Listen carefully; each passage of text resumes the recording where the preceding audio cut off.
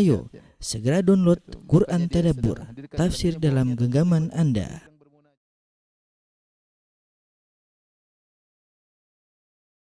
Bismillahirrahmanirrahim. Assalamualaikum warahmatullahi wabarakatuh.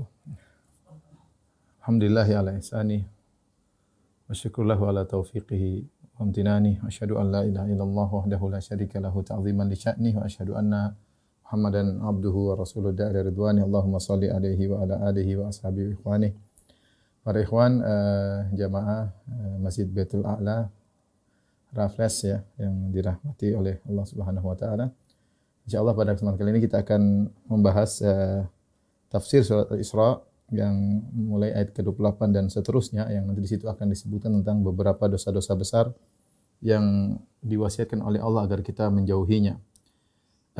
Kita mulai dari ayat yang 28, masih bersambung tentang masalah berbuat baik kepada orang tua dan juga kepada kerabat, karena sebelumnya Allah Subhanahu wa taala berfirman tentang berbakti kepada orang tua. Kemudian Allah mengatakan wa atidal qurba haqqahu min miskin wa ibnas sabil wa la tubadzir tabdzira. Kata Allah Subhanahu wa taala, berikanlah haknya karib kerabat, kemudian haknya orang miskin dan ibnu sabil, ya, tapi jangan engkau berbuat mubadzir. Setelah itu Allah berfirman, wa imma tu'ridanna anhum ibtigha'a rahmatin mir rabbika tarjuha faqul lahum qawlan maysura. Kata Allah Subhanahu wa taala, dan jika kamu berpaling dari mereka untuk memperoleh rahmat dari Tuhanmu yang kamu harapkan, maka katakanlah kepada mereka ucapan yang pantas, ya. Ayat ini adalah adab, ya. Saya tulis sebentar, ya. Ini adalah adab bagi orang yang tidak bisa memberi bantuan kepada orang yang memerlukan, ya. Kata Allah Subhanahu wa taala,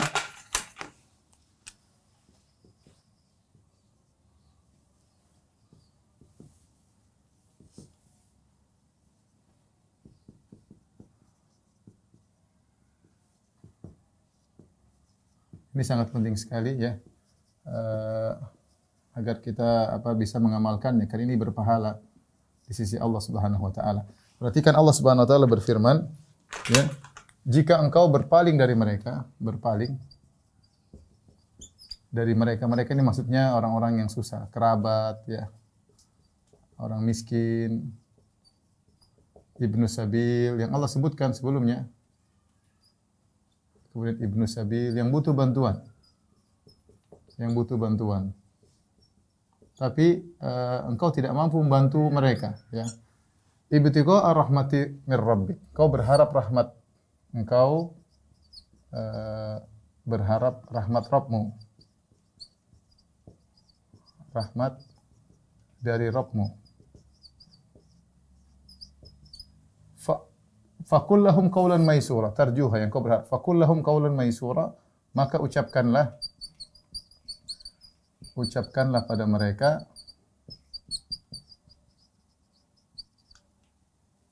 kata-kata yang ringan, kata-kata yang mudah. Maksudnya bagaimana, ikhwan? Ini penting bagi kita semua, karena tidak semua orang bisa kita bantu, ya. Kalau ada orang yang bisa kita bantunya, kita bantu. Allah mengatakan atidzal qurba haqqahu, berikanlah hartamu haknya, yang karib kerabat. Ada kakak kita susah, tante kita susah, ya, keluarga kita susah. Kita hendaknya kasih mereka kalau kita mampu. Tapi kalau kita tidak mampu, misalnya karena ada kebutuhan, karena ada keperluan, ya, maka Allah mengatakan wa imma tu'ridanna anhum, kalau kau berpaling dari mereka. Berpaling maksudnya ini adalah kinayah, maksudnya kau tidak mampu untuk memberi bantuan kepada mereka. Maka apa sikap kita ketika kita tidak mampu untuk beri bantuan? Ini ajaran Allah kepada kita, bagaimana adab yang seharusnya kita lakukan jika kita tidak mampu memberi bantuan kepada orang lain, ya. Intinya ayat ini mirip seperti firman Allah dalam surat Al-Baqarah, qaulun ma'rufun khairum min shadaqatin yatba'uha adza. Kata-kata yang baik ketika kau tidak memberi bantuan itu lebih baik daripada sedekah yang kau sertakan dengan gangguan. Misalnya kita sedekah, ambil sana, kamu tuh minta-minta terus, kamu enggak ngerti saya lagi susah, ini ambil. Itu namanya kita memberi tapi kita menyakiti. Lebih baik kamu tidak kasih tapi dengan kata yang baik. Mohon maaf, belum bisa, insyaallah lain kali, dengan senyum, ya. Allah mengajarkan kepada kita adab seperti itu, ya. Ini orang sedang susah, kita tidak bisa bantu, maka kita berpaling darinya dengan cara yang baik. Maka Allah mengatakan Wa imma tu'riduna anhum, ketika kau berpaling dari mereka. Ibtigha rahmati min rabbik, kau berharap rahmat dari Rabbmu. Apa maksudnya berharap rahmat dari Rabbmu? Ya, maka ada yang mengartikan rahmat di sini. Rahmat di sini maksudnya rizki. Rizki di kemudian hari. Maksudnya rizki di kemudian hari. Yaitu ketika engkau, maksudnya ketika engkau berpaling dari mereka, niatkan dalam dirimu. Dalam dirimu, tidak usah kau ungkapkan. Seandainya insya Allah ke depan saya punya harta, saya akan bantu. Nah, Allah menyuruh engkau ketika berpaling tidak bisa bantu, timbulkan niat baik dalam hatimu. Jangan kau berpaling begitu saja. Niatkan baik dalam dirimu bahwasanya nanti kalau Allah kasih rezeki saya akan bantu di kemudian hari. Dan ini adalah Allah akan mudahkan kita untuk bantu orang lain. Ini adab yang Allah ajarkan dan ini sering luput daripada kita. Jadi kalau kita nggak bisa bantu, niatkan dalam diri kita. Insya Allah, tidak usah kita ungkapkan sama dia, tapi kita niatkan diri kita, insya Allah, kalau Allah kasih saya rezeki di kemudian hari, maka aku akan bantu engkau di kemudian hari. Dan ini kata para ulama, ketika seorang berpaling dengan menghadirkan niat tersebut, maka dia mendapatkan pahala, ya. Dia mendapatkan pahala dari Allah Subhanahu wa taala. Kemudian kata Allah, "Faqul lahum qaulan maysura." Maka ucapkanlah kepada mereka kata-kata yang baik. Minta uzur, mohon maaf, belum bisa, lagi banyak keperluan. Jangan membuat kata-kata yang berat, yang menyakitkan. Kau memang orang enggak berguna, kau memang tidak tahu kondisi orang, tidak punya malu. Jangan gitu. Kita enggak mampu sudahlah. Ya. Makanya kalau kita tidak mampu, tolak dengan cara yang baik, ya. Qaulun ma'rufun khairun minas shadaqatin yatba'uha adza. Kata-kata baik itu lebih baik daripada sedekah yang disertakan dengan menyakiti. Apalagi sudah tidak kasih terus menyakiti. Ya. Kita saja kalau kasih orang bantuan kemudian kita sakiti dengan perkataan itu tidak baik. Lebih baik kita enggak usah kasih tapi kita kata-kata manis. Apalagi sudah enggak ngasih terus nyakiti hati orang lain. Karena kita tahu namanya mereka orang susah, ya. Baik kerabat, orang miskin mereka susah, terkadang mereka bingung, mungkin mereka juga kurang bagus akhlaknya. Kemudian mereka maksa-maksa karena kesusahan, terkadang kerabat kita sendiri, terkadang orang fakir di sekitar kita, terkadang ya intinya orang susah banyak. Dan kadang mereka tidak punya adab tatkala minta bantuan kepada kita. Kita ingat ketika kita bermuamalah dengan orang miskin, sebenarnya yang paling utama adalah muamalah kita dengan Allah.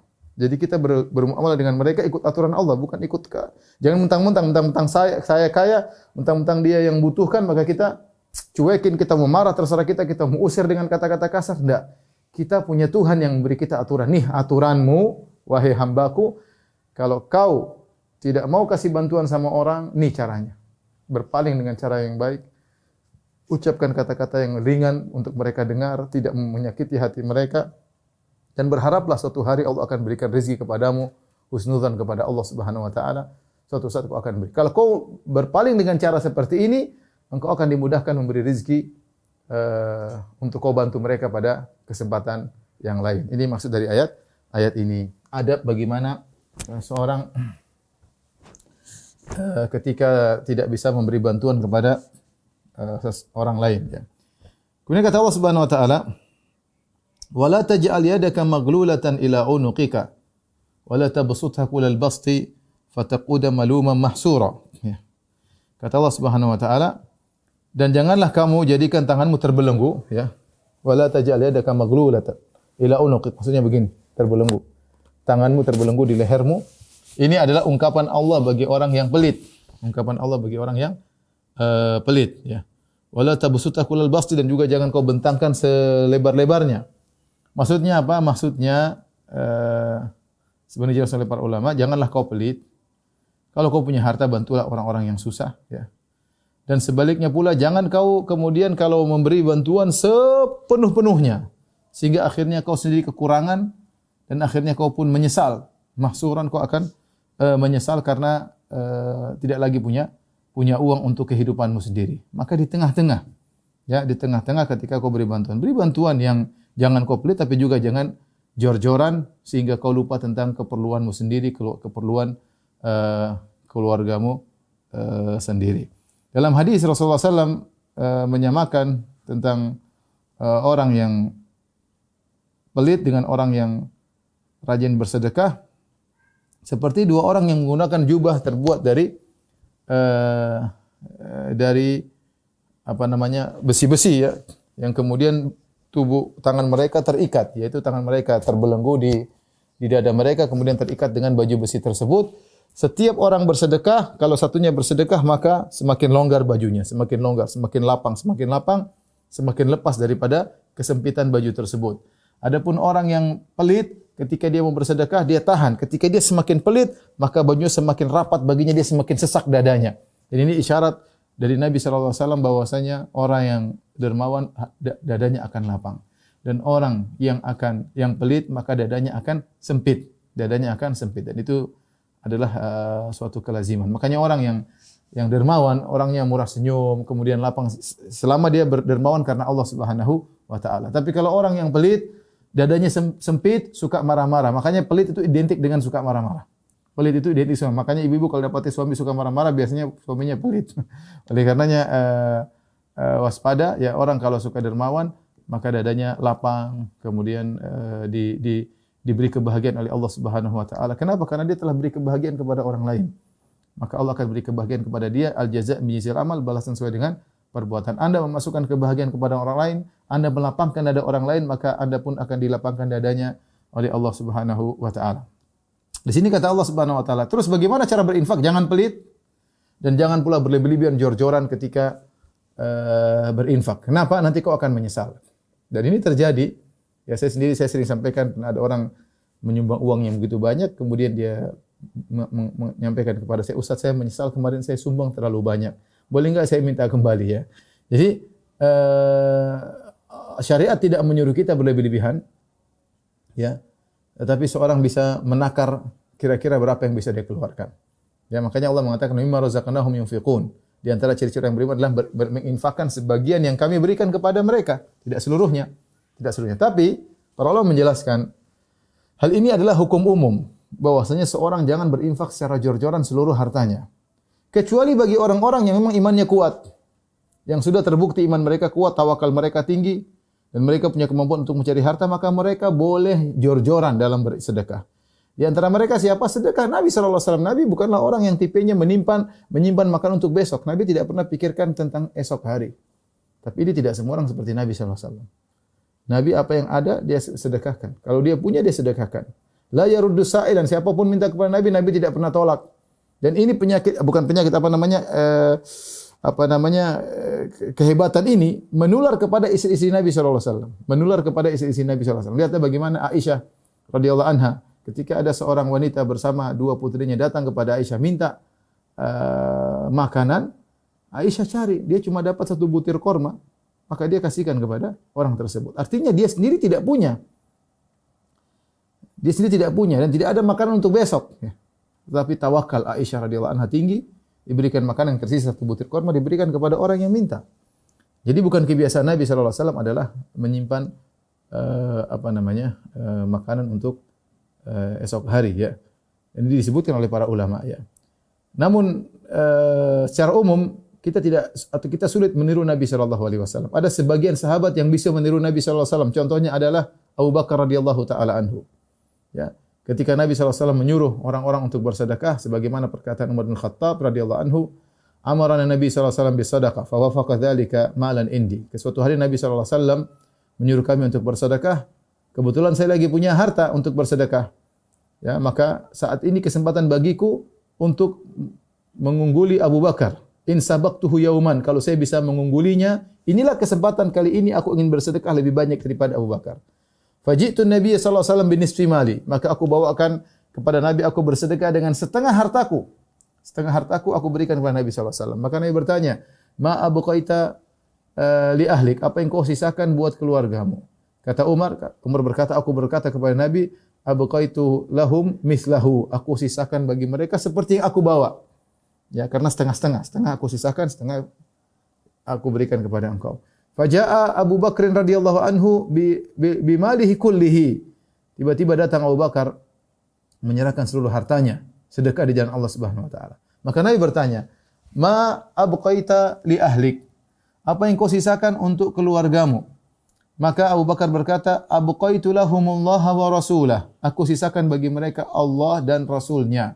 Artinya tidak ada aku sisakan harta. Dan apakah Rasulullah melarang Abu Bakar? Tidak, karena dia adalah istimewa.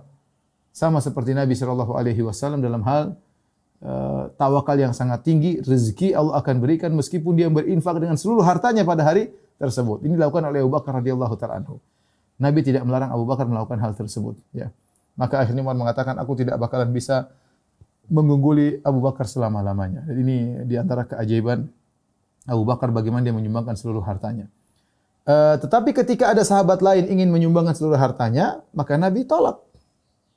Contohnya Ka'ab bin Malik radhiyallahu taala anhu. Ya, ketika setelah perang Tabuk, yaitu sekitar tahun 9 Hijriah. Setelah perang Tabuk selesai dan dia terlambat mengikuti perang, dia tidak ikut perang sehingga dia dihukum. Dihukum sehingga turun firman Allah, wa 'ala thalathatil ladzina khulifu hatta idza dhaqat 'alaihimul ardu bima rahubat wa dhaqat 'alaihim anfusuhum wa dhannu an la malja'a min Allah illa ilaih tsumma taba 'alaihim liyatubu. Ya, Allah turunkan ayat dalam surat At-Taubah tentang 3 orang yang Allah tunda penerimaan tobatnya karena mereka melakukan kesalahan, yaitu mereka tidak ikut serta dalam perang Tabuk, padahal perang tersebut sangat membutuhkan banyak pasukan. Perang yang sangat berat dengan jarak tempuh yang sangat jauh di musim panas. Kemudian Ka'ab bin Malik minta bertobat kepada Allah, namun tobatnya ditunda sampai sekitar kalau tidak salah 50 hari. Baru kemudian turun ayat ini menunjukkan Ka'ab bin Malik diterima tobatnya oleh Allah. Maka dia pun sangat bergembira. Dia datang kepada Nabi sallallahu alaihi wasallam berkata, "Ya Rasulullah, inna min taubati an akhla, ya Rasulullah, di antara taubatku aku akan melepaskan seluruh hartaku, yaitu aku akan berinfak seluruh hartaku seluruhnya." Maka Nabi sallallahu alaihi wasallam mengatakan jangan. Nabi sallallahu alaihi wasallam mengatakan apa? Jangan, ya. Ka'ab bin Malik tidak diizinkan oleh Nabi untuk berinfak seluruh hartanya. Demikian juga ketika disebutkan dalam riwayat Ahmad, ya, ketika ada seorang sahabat juga bertobat ingin berikan seluruh hartanya, maka Nabi larang. Intinya secara umum ayat ini berlaku bagi kita semua. Kalau kita berinfak maka jangan pelit, tapi jangan juga jor-joran agar kita tidak duduk menyesal di kemudian hari. Ya, kita punya kebutuhan. Allah berbicara secara realita, orang punya kebutuhan. Maka silakan kau berinfak. Yang penting jangan sampai anakmu terlantar, istrimu terlantar, orang tuamu terlantar. Infak yang wajar yang kau mampu, semampu dengan imanmu, ya. Adapun orang-orang spesial seperti Abu Bakar radhiyallahu anhu, maka mereka punya hukum khusus pengecualian, sebagaimana Nabi sallallahu alaihi wasallam tidak memikirkan tentang esok Nabi apa yang ada pada dirinya dia infakkan sebagaimana Abu Bakar radhiyallahu anhu, tapi kita tidak bisa meniru mereka karena tawakal mereka luar biasa. Adapun ayat ini berlaku kepada kita secara umum, ya. Makanya kata Allah Subhanahu wa taala, "Wala tabsutha kullal basti." Jangan kau juga keluarkan infakmu setotal-totalnya, ya, seluruhnya. Fataquda maluman mahsura. Maka kau pun akan duduk dalam kondisi tercela dan menyesal, ya. Tercela dan menyesal, ya. Inna rabbaka yabsutur rizqa liman yasha'u wa yaqdir. Sungguhnya Tuhanmu melapangkan rezeki kepada siapa yang Dia kehendaki dan menyempitkannya. Ya, innahu kana bi ibadi khabiran basira. Sungguhnya Allah Subhanahu wa taala Maha mengetahui lagi Maha melihat apa yang dilakukan oleh hamba-hambanya. Ayat ini sebagai kalau saya lihat sebagai sebagaimana disebut oleh sebagian ahli tafsir, itu sebagai hiburan bagi kita yang tidak bisa membantu sebagian orang. Ya. Terkadang orang datang kepada kita, kita sedih, kita melihat. Kita lihat ada orang miskin, sakit, kita mau bantu, kita nggak bisa. Kita juga punya keperluan. Kita bukan Abu Bakar yang harta kita semua kita kasih kepada dia. Yang mobil, rumah kita jual, kita sama dia. Kita bukan Abu Bakar. Kita bukan Nabi SAW. Kita lihat, kita sedih, namun kita nggak bisa bantu. Terkadang nggak usah jauh-jauh keluarga kita, kerabat kita, ya. Kita nggak bisa apa-apa. Tetangga kita, ya. Maka Allah kasih hiburan kepada kita. Allah mengatakan, Innallaha yabsutur rizqa liman yasha'u wa yaqdir. Allah melapangkan harta kepada sebagian orang dan Allah menyempitkan harta kepada sebagian orang, semua terserah Allah, ada hikmahnya. Innahu kana bi ibadi khabiran basira. Allah Maha tahu tentang hamba-hambanya. Artinya seakan-akan Allah berkata, demikianlah Allah menjadikan hamba-hambanya, ada yang kaya, ada yang miskin. Allah tahu si fulan berhak untuk miskin. Kalau dia kaya dia lebih rusak lagi, ya. Sehingga ketika kita melihat ada seorang miskin, kita tidak bisa membantu, ya sudahlah, memang Allah mentakdirkan dia miskin ketika saat itu, ya. Ya, lain halnya kalau kita pelit. Kalau kita pelit, kita tercela. Maksudnya kita tidak pelit, kita sudah suka membantu orang, tapi dalam kondisi tertentu kita nggak bisa bantu karena ketidakmampuan kita. Ya, maka ya sudahlah, kita serahkan kepada Allah, kita husnudzon. Allah yang memberi rizki, Allah yang melapangkan rizki, Allah yang menyempatkan rizki, ya sudah orang itu ditakdirkan seperti itu, mau apa lagi? Di luar kemampuan kita. Makanya Allah mengatakan, Allah melapangkan rizki, Allah menyempatkan rizki. Innahu kana bi'ibadihi khabiran basira. Sungguhnya Allah Subhanahu wa taala Maha mengetahui tentang hamba-hambanya dengan detail. Khabiran itu Allah tahu dengan detail, Allah tahu si fulan yang berhak dapat harta, Allah tahu si fulan yang disempitkan hartanya, Allah tahu si fulan sekarang ini sempit, nanti keesokan harinya menjadi berlebihan uangnya. Sebaliknya Allah tahu sekarang si fulan dalam kondisi lagi banyak uang, nanti suatu saat Allah akan sempitkan. Allah tahu secara detail dan Allah tahu apa yang dia lakukan. Maka ketika Anda tidak bisa membantu orang lain dalam kondisi sulit, maka serahkan kepada Allah Subhanahu wa taala. Baik, selanjutnya kita akan masuk tentang dosa-dosa yang Allah sebutkan dalam surat ini ya. Yang pertama, Allah Subhanahu wa taala berfirman tentang dosa yang dilakukan orang jahiliyah dahulu, yaitu hobi mereka membunuh anak-anak mereka. Kata Allah, "Wala taqtulu auladakum khasyata imlaqin. Nahnu narzuquhum wa iyyakum inna qatlahum kana khita'an kabira."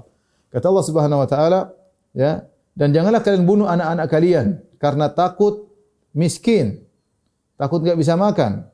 Nahnu narzuquhum wa iyyakum, kami beri rezeki pada mereka dan beri rezeki pada kalian. Inna qatlahum kana khita'an kabira, sungguhnya membunuh mereka adalah kesalahan yang besar ya.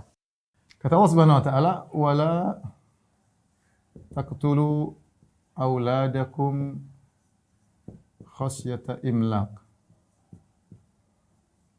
Nahnu narzuquhum wa iyyakum. Inna qatlahum kana khita'an kabira." Kata Allah, janganlah kalian membunuh anak-anak kalian, ya. Jangan bunuh anak-anak kalian. Karena takut miskin, karena takut enggak bisa makan ya. Kami beri rezeki kepada mereka dan kepada kalian. Kami lah yang memberi rezeki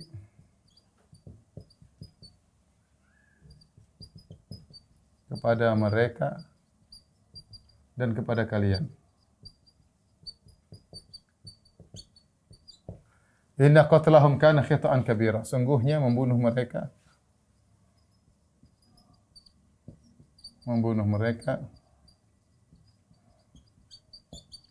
adalah dosa yang besar, kesalahan yang besar. Taib. Mereka di sini, ikhwan dan akhwat yang Allah Subhanahu wa taala, dosa yang pertama Allah sebutkan, wala taqtulu auladakum khasyata imlaq. Dosa sangat besar. Dosa ini sangat besar. Kenapa sangat besar? Ya, sangat besar karena membunuh. Dia adalah membunuh. Membunuh, terus yang dibunuh adalah anak kecil yang tidak berdosa. Tidak berdosa. Kemudian ternyata yang dibunuh juga anak sendiri, ya. Anak sendiri, bukan anak orang lain, ya.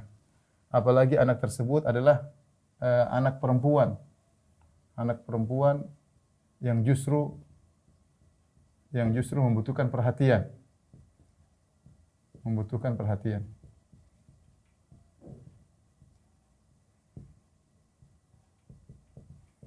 Makanya dalam hadis ketika Nabi sallallahu alaihi wasallam ditanya tentang, Nabi berkata, ya Rasulullah mengatakan, ditanya ayyul dzambil a'zam, ya Rasulullah, dosa apa yang paling besar? Kata Rasulullah sallallahu alaihi wasallam, anta ja'alillahi niddan, kau menjadikan saingan bagi Allah, itu syirik, kau berbuat mengambil sekutu bagi Allah. Tsumma ayun, kemudian apa? Kata Rasulullah sallallahu alaihi wasallam, antaktula waladak khasyata an ya'kula ma'ak, kau membunuh anakmu karena kau takut dia makan bersamamu. Ya, di sinilah, inilah dosa. Lihat, ini menunjukkan bagaimana rusaknya, hilangnya hati orang tua. Bagaimana dia kemudian tega membunuh anaknya sendiri yang merupakan darah dagingnya sendiri, ya, buah hatinya. Tapi ini kejadian dilakukan oleh orang jahiliyah. Allah ingatkan, wala taqtul auladakum. Aulad di sini maksudnya adalah anak perempuan. Anak-anak perempuan. Ya. khasyata imlaq, karena takut miskin. Dalam ayat yang lain Allah mengatakan min imlaq. Jangan kau bunuh mereka karena kemiskinan. Ada dua dosa yang mereka lakukan. Allah sebut dalam sebagian ayat. Jadi sebab mereka membunuh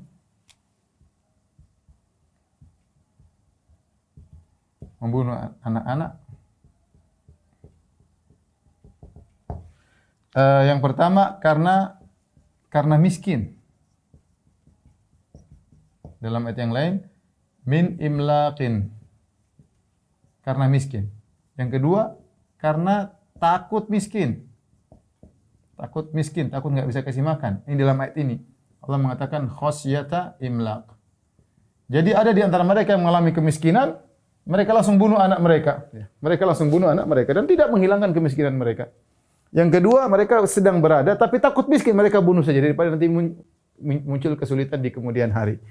Karenanya inilah adat orang jahiliyah, suudzon kepada Allah Subhanahu wa taala, yang dengan suudzon mereka akhirnya mereka bunuh anak mereka, anak perempuan ya. Kalau mereka anak laki-laki, besar akan membantu cari nafkah sama kita. Ada perempuan, apa faedahnya dibunuh. Yang menakjubkan, sebagian mereka membunuh anak perempuannya dan kasih makan anjingnya.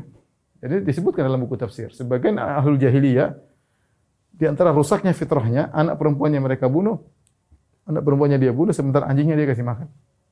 Anjingnya dia kasih makan. Karena saya ingatkan kepada ikhwan, di antara tradisi jahiliyah yang masih ada pada sebagian kaum muslimin, ya, perhatikan sini, ya, tradisi jahiliyah yang masih ada pada kaum muslimin,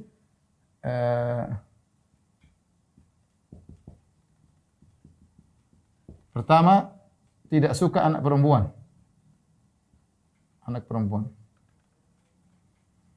Siapa di antara kita kalau lihat anak perempuannya jengkel atau diberi kabar sama istri ternyata anaknya lahir perempuan, ya, maka berarti dia terkena akidahnya jahiliyah.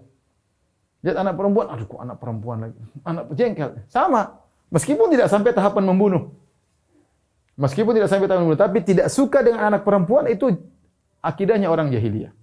Makanya Allah dalam ayat yang lain, wa idza busyira ahadun bil untha dhalla wajhuhu muswadda wa huwa kadhim yatawara minal qaumi min su'i ma busyira bihi ayumsiku ala hunin am yadussu fi turab ala sa'a ma yahkumun. Kata Allah, jika di salah seorang dari mereka dikabarkan lahir anak perempuan, maka dia pun sedih, jengkel luar biasa.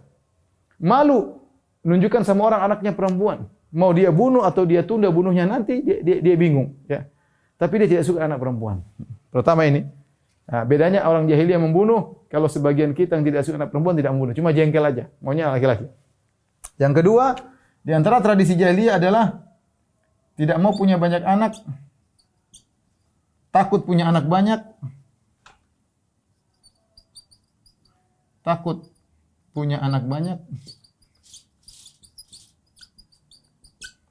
karena takut tidak bisa kasih makan, karena takut tidak bisa kasih makan. Ya akhi, di antara kita ada yang tidak punya anak banyak, mungkin 2, 3, 4, tapi dia sebabnya mungkin karena saya takut tidak bisa mendidik dengan baik, atau karena istri saya sakit, atau karena ini, karena anu. Kalau itu mungkin ya masih ringan. Tapi kalau ada seorang tidak punya anak banyak, takut saya nggak bisa kasih makan, sama dengan orang jahiliyah. Sama. Kenapa anu cuma 2? Aduh kalau 3 gimana, 2 aja repot, saya nggak bisa kasih makan, apalagi 3. Itu tradisi jahiliyah, suudzon kepada Rabbul Alamin. Suudzon kepada Rabbul Alamin. Allah mengatakan, jangan kau bunuh anak lain karena takut miskin. Ini akidahnya orang jahiliyah. Nahnu narzukum wa iyyakum. Kata Allah, kami beri rezeki kepada mereka. Allah sebutkan anak-anak, mereka sini maksudnya anak-anak. Rizki anak-anak kami yang tanggung sebagaimana rezeki kalian kami tanggung. Allah mengatakan rizki anak-anak kami tanggung sebagaimana rezeki kalian kami tanggung. Masing-masing ada rezekinya. Ya, cuma kalau rezeki anak-anak lewat kalian memang, tapi anak-anak punya rezeki sendiri, kalian punya rezeki sendiri. Maka jangan kalian takut rezeki kalian diambil oleh anak-anak, itu enggak benar. Kalau anak lahir, dia tidak akan mengambil rezeki kita. Dia punya rezeki sendiri yang Allah akan berikan lewat kita. Dan ini terbukti ya ikhwan. Coba di antara kita renungkan. Kebanyakan kita dulu sebelum punya anak, kita mungkin hidup pas-pasan, susah. Semakin kita punya banyak anak, semakin kita diberi kemudahan. Ini secara umum ya. Ada orang diuji ada. Tapi saya bilang secara umum, orang-orang yang punya anak banyak dimudahkan rezekinya. Makanya benar kaidah banyak anak banyak rezeki. Tentunya bukan berarti kita asal punya anak ya, kita punya tanggung jawab. Tapi maksud saya, jangan sampai seorang membatasi kelahiran anaknya karena takut tidak bisa kasih makan. Itu adalah bentuk suudzon kepada Rabbul Alamin dan itu adalah ada jahiliyah. Tapi kalau dia menjarangkan kelahiran karena kesehatan atau karena kerja atau karena apa, itu lain cerita. Lain cerita ya. Yang penting jangan membatasi kelahiran karena gara-gara takut tidak bisa kasih makan, karena itu bentuk suudzon kepada Allah Subhanahu wa taala. Kenapa? Rezeki anak Allah yang tanggung sebagaimana rezeki kalian yang tanggung. Masing-masing ada rezekinya, tidak akan anak mengambil rezeki orang tua, ya. Kemudian kata Allah, inna qatlahum kana khita'an kabira. Dalam bahasa Arab ada khita'an dengan kasrah, khita'an. Ada yang khata'an dengan fathah. Fathah ini dua hal yang berbeda dalam bahasa Arab. Kalau dengan kasrah artinya sengaja. Kalau khata'an artinya tidak sengaja. Adapun ini kalau adapun khita'an dari apa namanya? Khata'a, kemudian yakhta'u, ya, kemudian khita'an. Kalau ini dari akhta'a. Ini secara bahasa Arab ya. Akhta'a yukhti'u, khata'an. Beda ya. Makanya kalau ini isim fa'ilnya al-mukhti. Al-mukhti. Kalau ini isim fa'ilnya, pelakunya adalah al-khati. Al-khati. Ini sengaja, ini tidak sengaja. Jadi ayat ini sungguhnya membunuh mereka adalah kesengajaan, merupakan dosa yang besar, kesengajaan yang besar. Yang seperti ini contohnya banyak, seperti Allah berfirman, la ya'kuluhu illal khati'un. Khati'un, tidak makan dia kecuali orang-orang yang memang berdosa. Kalau mukhti'un berarti orang tidak sengaja, tapi ini khati'un berarti orang yang bersalah. Contoh juga firman Allah Subhanahu wa taala, nasiyatin kadzibatin khati'ah. Sama, ini juga nasiyah yang salah. Kemudian juga misalnya firman Allah Subhanahu wa taala, inna fir'auna wa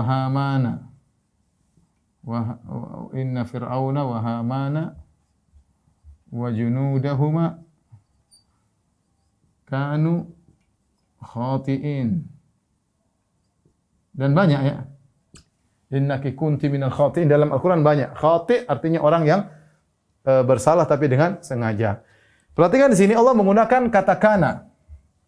Kana dalam bahasa Arab artinya past, masa lalu. Allah mengatakan sungguhnya membunuh anak-anak sejak dahulu, sejak masa lalu merupakan dosa yang besar. Ya, kenapa? Karena orang-orang jahiliyah memiliki keyakinan yang lain. Mereka menyangka membunuh anak-anak adalah suatu kebanggaan, bisa bunuh anak perempuan kebanggaan. Berarti keberanian bunuh anak perempuan, mereka merasa bangga.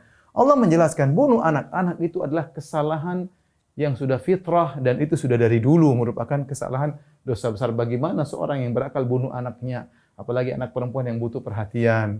Ini kenapa didatangkan dengan past ya, dengan masa lalu untuk menjelaskan bahwasanya dosa membunuh anak-anak itu sudah diketahui dari dahulu kala. Baik, kita lanjutkan. Ayat yang berikutnya yaitu ayat ke-32. Kata Allah Subhanahu wa taala, "Wala taqrabuz zina, innahu kana fahishatan wa sa'a sabila." Janganlah kalian mendekati perzinahan ya. Jangan kalian mendekati perzinahan. Innahu kana fahishatan. Sungguhnya zina adalah perbuatan yang keji, wa sa'a sabila, dan seburuk-buruk jalan yang mengantarkan kepada neraka jahanam ya. Baik, ikhwan, perhatikan di sini.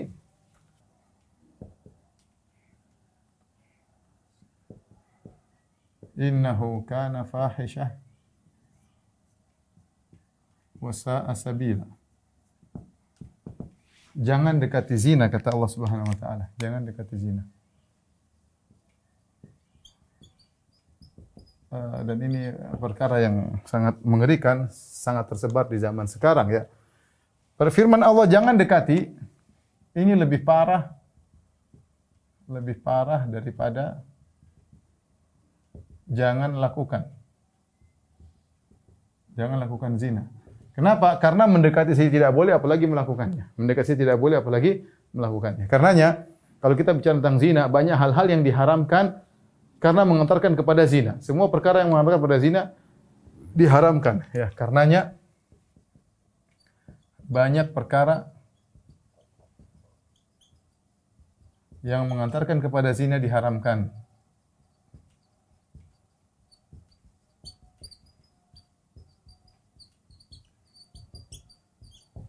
Apa saja? Banyak sekali.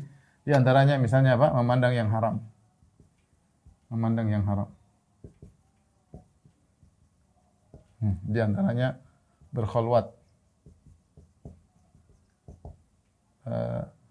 dengan wanita yang bukan mahramnya, ya. Kemudian ikhtilat, campur baur, laki-laki perempuan, ini diharamkan juga. Di antaranya itu menghindarkan diri daripada zina, memandang yang haram, berkhulwat, campur baur, ya. Kemudian misalnya wanita dilarang pakai parfum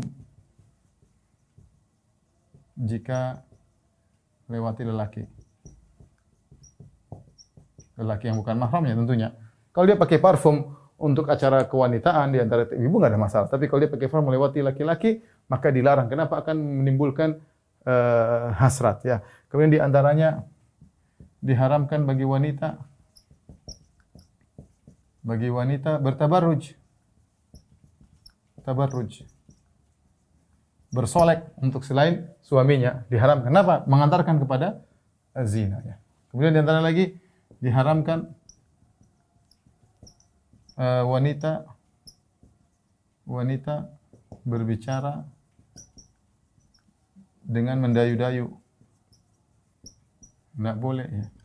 Suara-suara yang lembut mendayu-dayu membuat laki bisa tergoda. Dan banyak, ya. Saya mau katakan banyak sekali. Hal-hal yang ini semua kalau dipandang dari zatnya tidak jadi masalah, tetapi ini semua menjadi haram, ya, karena mengantarkan kepada perbuatan zina. Ini yang tersebar di masyarakat kita. Ini yang tersebar di namanya internet dan media sosial.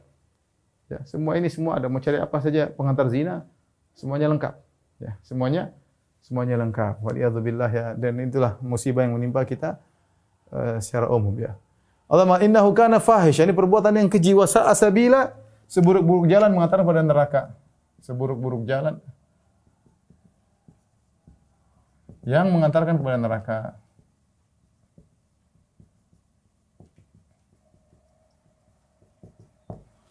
Ya, mengantarkan kepada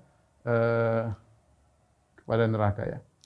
Kita tahu akibat zina banyak, ya, sudah dibahas oleh para ulama, ya. Di antaranya campur baur antara nasab nggak ngerti, ya. Terjadi pertikaian antara seorang, terjadi selingkuh, terjadi bunuh-bunuhan. Ini terjadi. Ya, sekarang aja kecemburuan orang semakin berkurang. Kalau kita bicara tentang orang-orang Arab jahiliyah dahulu, ada istrinya berzina, dia bunuh, istri dan suaminya dia bunuh. Istri dan laki-laki tersebut dia bunuh. Cemburuan mereka sangat tinggi. Kita karena terbiasa dengan budaya barat dan yang rasa malu mulai hilang, rasa cemburu mulai hilang, akhirnya biasa-biasa saja. Jadi selingkuh juga biasa-biasa saja. Tapi dahulu zina bisa menyebabkan terjadinya perang, bisa terjadi bunuh-bunuhan, ya. Dan lain halnya, intinya nasab yang bercampur baur yang tidak jelas, ya. Maka ini di antara belum penyakit dan yang lainnya, hilangnya keharmonisan rumah tangga, kita tahu banyak zina dampaknya sangat buruk, maka diharamkan oleh Allah Subhanahu wa taala. Baik. Kita lanjutkan. Kita tidak ingin bahas panjang lebar, ya, tetapi kita ingin beri isyarat saja. Kemudian firman Allah Subhanahu wa taala, "Wa la taqtulun nafsal lati harramallahu illa bil haqq."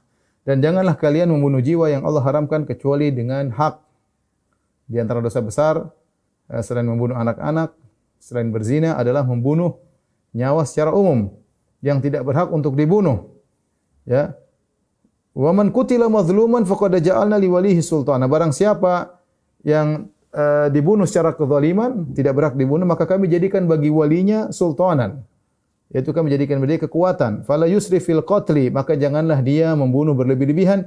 Innahu kana mansura. Sungguhnya dia ditolong oleh Allah Subhanahu wa taala. Baik, perhatikan ayat ini.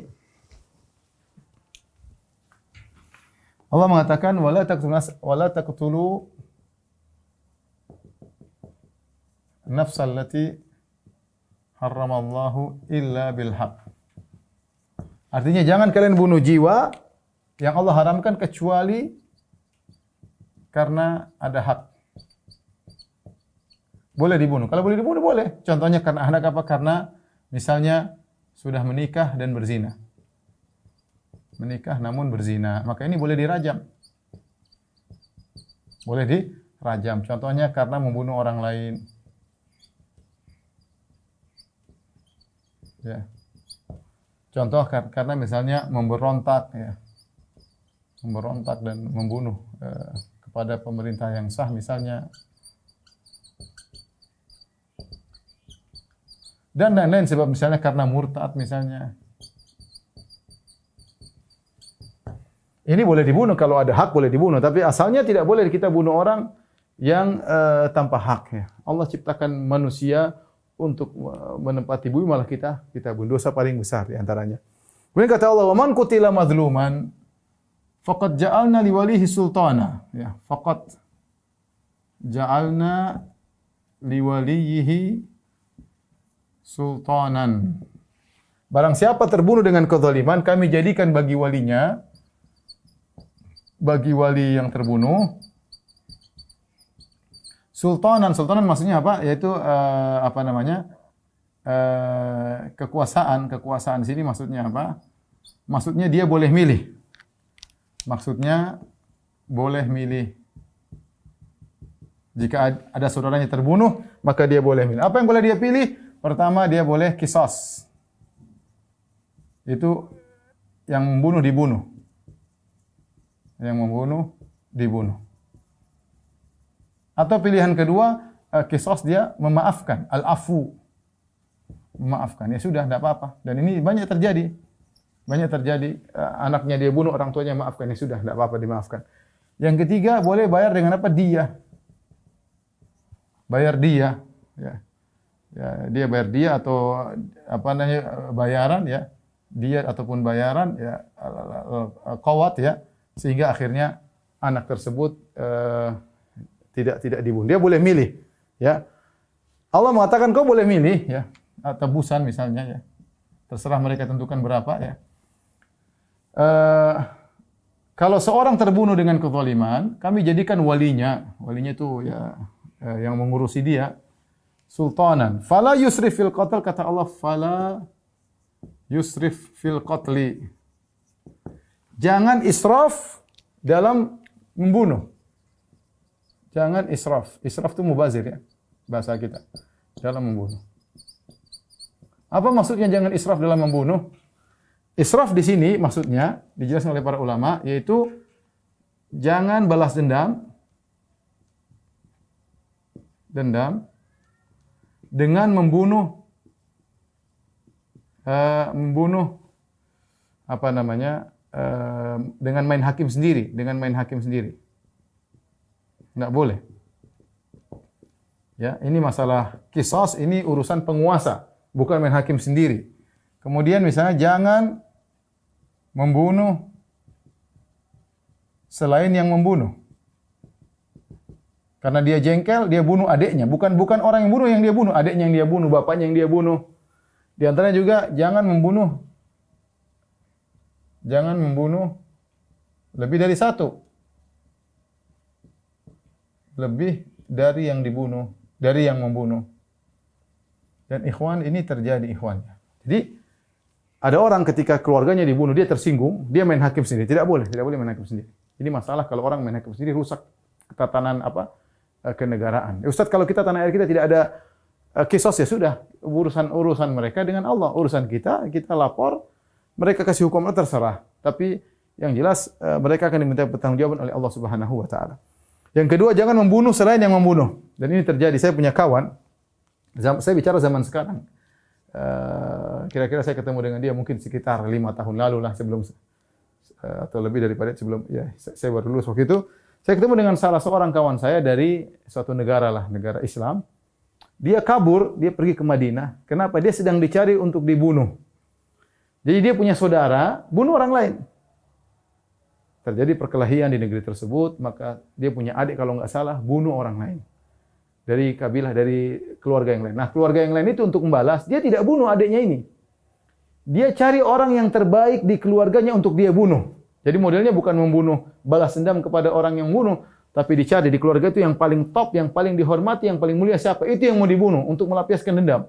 Kebetulan teman saya ini adalah orang yang paling mulia di situ, artinya dia lulusan Madinah, kemudian dia seorang dai, kemudian dia hafal ini, hafal anu. Dia yang dicari.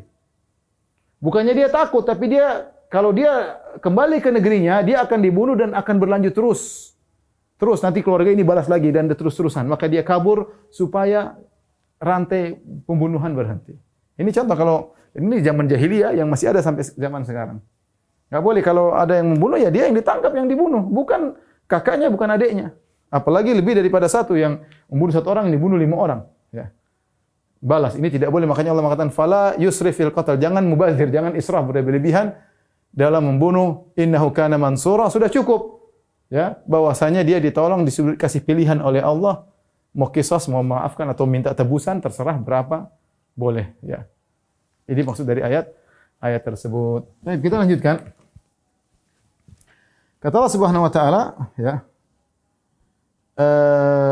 Wala taqrabu malal yatimi illa billati hiya ahsan. Dan janganlah kalian mendekati harta anak yatim kecuali dengan cara yang terbaik, hatta yablugha asyuddah, sampai dia menjadi dewasa. Artinya ada anak yatim yang orang tuanya meninggal tidak dalam kondisi kaya. Dia punya warisan banyak. Masih kecil dia tidak bisa mengolah. Maka misalnya yang mengolah adalah omnya, mengolahnya adalah sepupunya misalnya. Nah, kalau kamu mau mengolah harta anak yatim, jangan kau olah kecuali dengan cara yang terbaik. Anak yatim butuh bantuan, butuh perhatian, ya, butuh arahan. Maka kalau kau mau mengolah harta anak yatim, maka olahlah dengan cara yang terbaik. Kata Allah, billati hiya ahsan, dengan cara yang terbaik. Hatta yablugha asyuddah, sampai dia dewasa, dia mampu mengolah hartanya, baru kita serahkan. Ya. Wa aufu bil ahdi. Karena sebagian orang subhanallah mengolah harta anak yatim dengan cara yang tidak baik. Dan saya ingatkan kepada orang-orang yang mengumpulkan donasi untuk anak yatim, hati-hati. Ketika suatu lembaga mengumpulkan donasi untuk anak yatim, berarti itu harta milik anak yatim. Berarti harta itu milik anak yatim. Maka dia harus olah dengan sebaik-baiknya. Jangan sampai dia khianat. Jangan sampai dia malah memperkaya dirinya, anak yatim sekian persen, dia pengurusnya dapat sekian persen. Waspada. Karena Allah harta anak yatim tidak sembarang. Ya, di antara dosa besar adalah aklul malil yatim, makan harta anak yatim. Allah berfirman, innal ladzina ya'kuluna amwalal yatama dzulman innama ya'kuluna fi butunihim nara. Sungguhnya orang makan harta anak yatim dengan kezaliman, dia masukkan api dalam perutnya, wasayaslawna sa'ira, dia akan masuk neraka jahanam. Harta anak yatim tidak sama dengan harta biasa. Kalau sampai diolah tidak benar, dimakan dengan tidak hak, maka siap-siap masuk neraka jahanam. Maka saya ingatkan kepada pengelola harta anak yatim, apakah anak yatim tersebut meninggalkan harta yang banyak, atau orang yang mengumpulkan donasi untuk anak yatim, kemudian dia tidak pakai, tidak salurkan sebagaimana mestinya. Dia kumpulkan dana, anak yatim 60% untuk perut dia, 40% misalnya. Kebanyakan. Itu bukan mengolah dengan terbaik, itu mengolah terbaik untuk dirimu, bukan anak yatim. Yang Allah perintahkan kau olah harta terbaik untuk anak yatim. Kau boleh makan sewajarnya. Tapi bukan memperkaya diri dengan menipu masyarakat, mengumpulkan donasi, kemudian dengan atas nama anak yatim. Ya. Ngurus anak yatimnya jalan setengah mati, nggak punya apa, dia naik mobil mewah, ini gimana? Harta anak yatim belum kau urus. Kata Allah, wa aufu bil ahdi, dan tunaikan dan penuhilah janjimu. Kalau sudah punya janji dipenuhi. Janji kepada Allah, janji kepada orang lain, ya. Innal ahda kana mas'ula, sungguhnya janji akan diminta pertanggungjawaban oleh Allah Subhanahu wa taala. Setelah sebutkan lagi tentang hal yang lain, di antara dosa adalah menimbang tidak benar. Kata Allah, wa auful kaila idza kiltum wazinu bil qistasil mustaqim. Hendaknya kalian menimbang, ya, takaran dengan benar dan menimbang dengan adil, ya. Dzalika khairun ahsanu ta'wila, dan itu lebih baik dan lebih indah kesudahannya. Karena di antara dosa besar adalah menakar dan menimbang dengan tidak benar. Allah sampai turunkan surat Al-Mutaffifin, artinya apa? Wailul mutaffifin, celaka bagi orang yang melakukan tatfif. Tatfif itu apa? Mengurangi takaran sedikit, tidak banyak. Karena kalau takaran banyak ketahuan. Maka Allah sebutkan wailul mutaffifin, celaka bagi orang yang mengurangi takaran sedikit, tatfif. Misalnya 10 kilo, dia kasih 9,8 ons misalnya. 9 kilo 8 ons. 2 ons tidak kelihatan.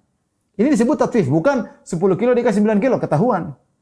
Ternyata yang ngurangi 2 ons saja ini atau 1 ons saja ini celaka. Ya, kenapa Ustaz? Ya demikianlah. Ada orang mengambil harta orang lain dengan cara haram, dengan cara menipu.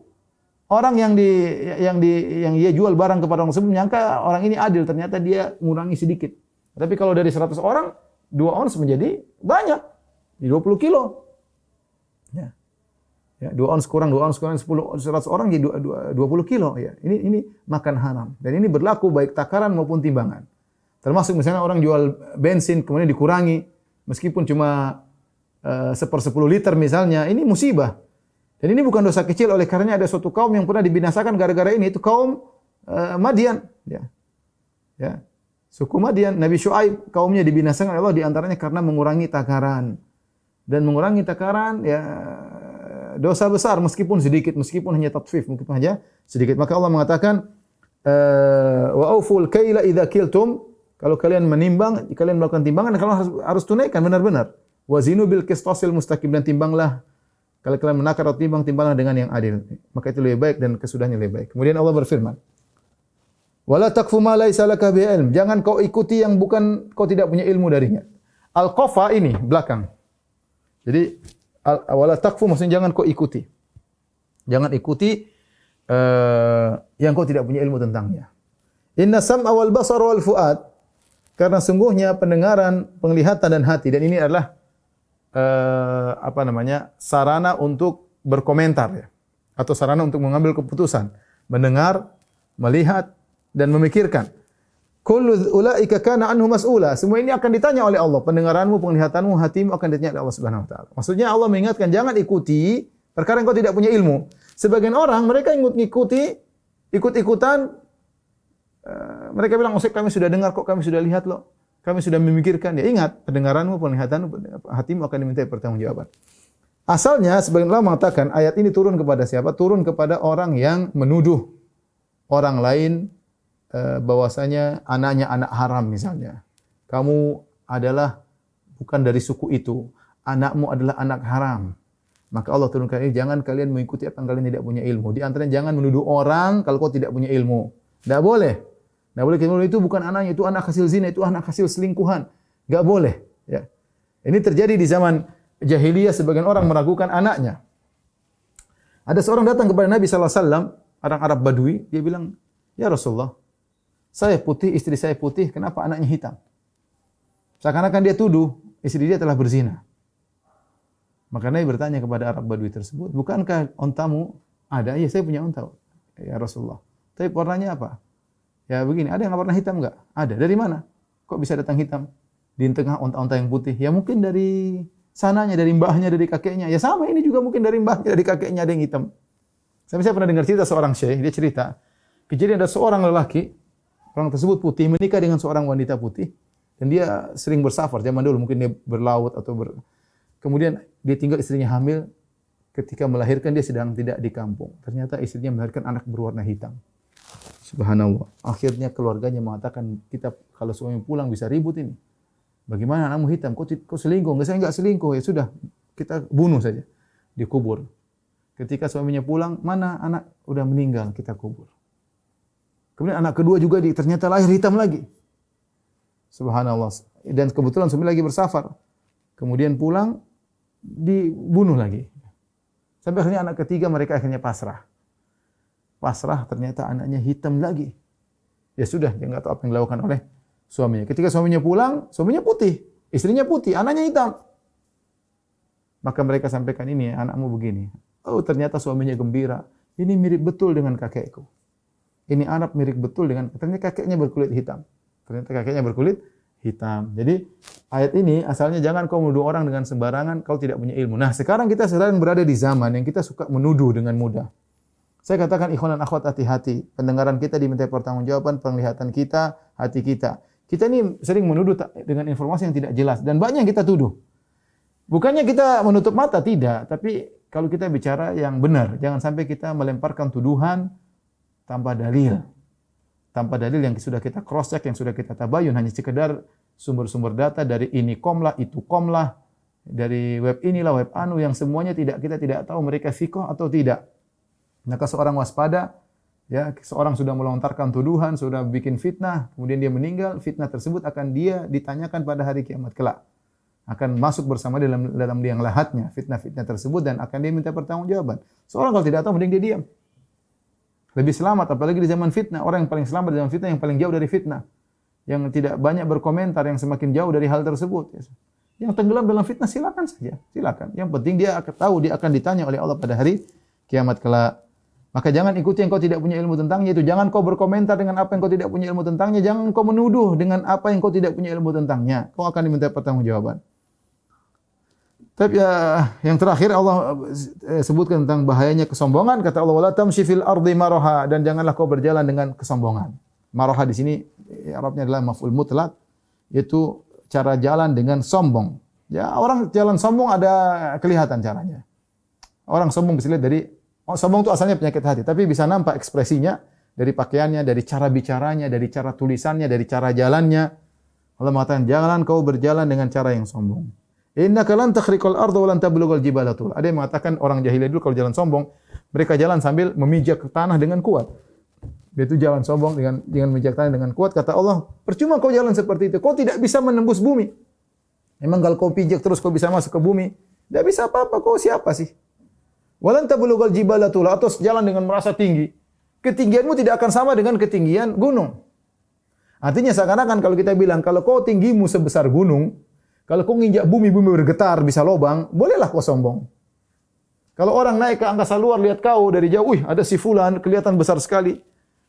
Nyatanya kamu sangat kecil, cuma ukuran 1 nggak sampai 1 meter kali nggak sampai 2 meter. Ya, sangat kecil. Kalau seorang sudah di angkasa luar kau tidak kelihatan sama sekali. Terus apa yang mau kau sombongkan? Kau tidak sebesar gunung, kau tidak bisa menembus bumi. Yang orang seperti kamu masih banyak di alam semesta ini. Yang lebih pintar daripada kamu masih banyak, yang lebih kaya daripada kamu masih banyak. Yang lebih alim daripada kamu masih banyak. Apa yang kau sombongkan? Ya. Kalau kau mati enggak ada masalah. Emang dunia jadi hancur gara-gara kau mati? Terus kau merasa dirimu tinggi, hebat dan yang lainnya? Tidak ada hubungannya. Mati ya mati aja, masih banyak yang seperti kamu. Ya. Lihatlah bagaimana kamu mau sombong sementara langit alam semesta bumi begitu hebat. La khalqus samawati wal ard akbar min khalqin nas. Sungguhnya langit dan bumi penciptaan lebih hebat daripada manusia. Apa yang mau kau sombongkan? Allah tegur. Tidak boleh sombong, ini dosa besar. Ya. Walan tablughal jibala tula, kau tidak akan menyamai ketinggian gunung. Kullu dzalika kana sayyuhu 'inda rabbika makruha. Kata Allah, itu semua yang sudah dijelaskan, semua hukumnya adalah dibenci. Makruh di sini maksudnya bukan makruh seperti yang kita pahami, maksudnya haram. Ya, mulai yang Allah sebutkan dari awal sebelumnya tentang durhaka kepada orang tua, kemudian berbuat mubadzir, kemudian pelit, ya, kemudian membunuh anak, kemudian berzina, membunuh jiwa yang dilarang, mengurangi takaran timbangan, mengurangi takaran volume, ya, mengikuti yang tidak ada ilmu, sombong, ini semuanya kullu dzalika kana sayyi'u inda rabbih makruha. Sungguhnya ini keburukannya semuanya dibenci oleh Allah Subhanahu wa taala. Tapi demikian saja kawan-kawan di Masjid Baitul A'la, apa yang saya sampaikan pada kesempatan kali ini, insyaallah kita lanjutkan pada lanjutan tafsir surah Isra pada kesempatan yang lain. Wabillahi taufiq wal hidayah. Assalamualaikum warahmatullahi wabarakatuh.